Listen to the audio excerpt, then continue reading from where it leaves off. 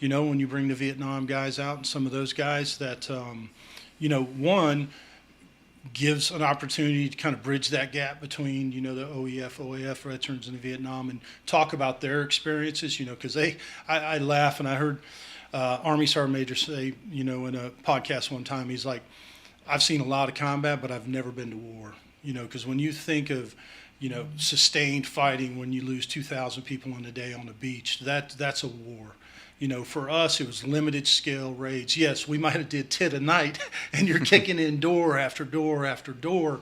I think the adrenaline, you just run so high for so long, but, it could be no hits that night, and you kick in every door and it's a dry hole, or you could have one pop off, and IEDs are always a threat no matter what. But, I think when you look at, that, and I'm going to have them show a video here in a minute, because I think that'll really show, a lot of people are like, what, micro TBIs and exposure that a lot of us faced, that night after night breaching doors. We were overexposing ourselves with our breaching news for years because the manuals were even wrong, and we were just, really. And then you get into, Iraq up until about 2006, 7. Like, we were testing everything. We're like, how thick's the wall? Smack, and you get blown like 5 feet back, and you're like, okay, I guess that one worked. Not even thinking about what we were doing to ourselves. We're just like, all right, take the hole.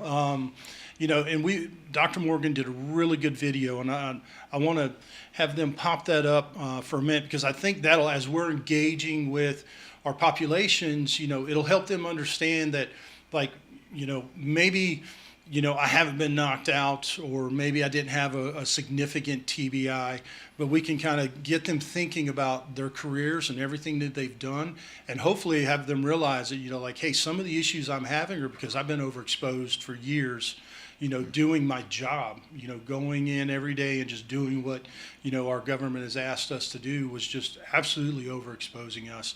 And that's where, I was talking about earlier, those individuals that did 4 to 8 years that got out, 10 years later, they're having issues because, they really didn't have any significant moment in time where they had an issue, but they still nonetheless have as much damage due to the overexposure, over a blink of time. And then, we can watch that. And then I'd love to talk to you a little bit about, some of your career and how it ties into, what the video shows. And I'll talk a little bit about it, just to help bring a little more awareness to, what our service members are dealing with.